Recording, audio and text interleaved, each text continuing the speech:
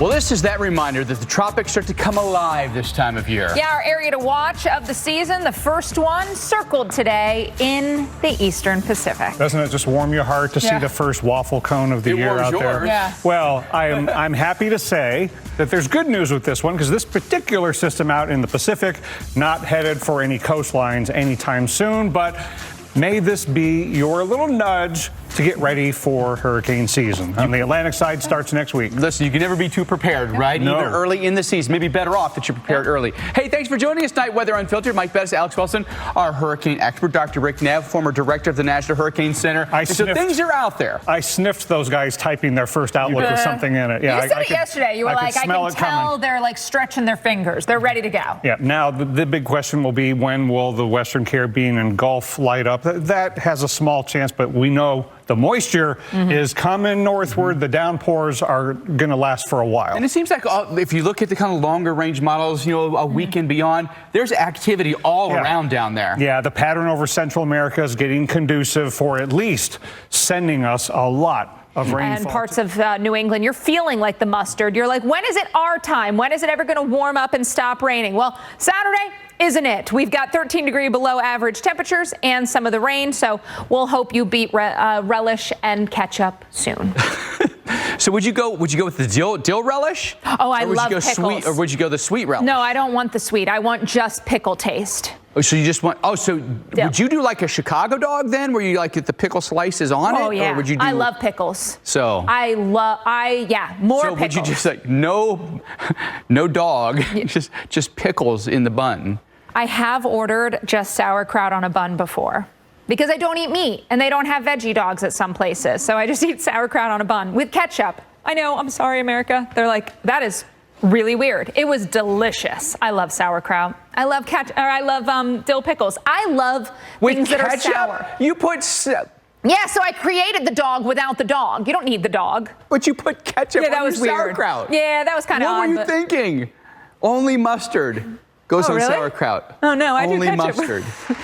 These are the rules. I don't make the rules. I just follow the rules. That makes sense. That makes sense. But what is relish really? It's just pickles. Then what makes it sweet? Might be some onions in there. Is it bread and butter pickles? Sugar. They put sugar in there. That's how you get a sweet pickle. I don't like that. I want regular pickles. Okay. And not cucumbers either. Those are gross. You're not particular at all, are you? No. Okay. Here's the deal, folks. We've got so much rain across the south. So Dr. Nab with us to talk about some of the more prolific tropical systems that brought the severe weather aspects. Yeah, and Beryl cracked the top 5 for most tornado-producing hurricanes on record for the U.S. You know, Ivan's still at the top, and we had Francis in 04, Rita in 05. So 04 and 05, all these Gulf systems, the right front quadrant was over the southern U.S. But Beryl produced 65 tornadoes, and that was across 6 different states. So this is notable, and it produced some pretty strong tornadoes. You know, a lot of people think when you talk about tropical cyclone-induced tornadoes, well, it's all the EF0s and EF1s.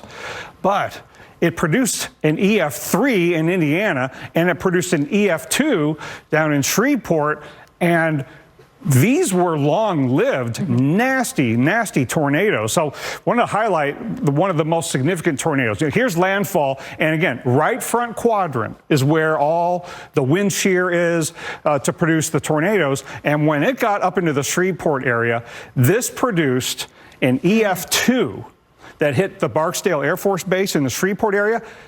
Not only was it an EF2 tornado, it was more than a half-mile wide and a path length of more than 50 miles, and it was on the ground for an hour and a half. So these are no slouch tornadoes with hurricanes. That wouldn't be just like an outer band tornado that hit. Some interaction happened there to create that, correct? Oh, yes, because what is bringing Beryl northward, you know, there's a trough in the atmosphere to produce some deep layer shear, and then the rotation of the hurricane has some built-in low-level shear. So you are putting a lot of different ingredients together with the hurricane and the weather system that's bringing it northward.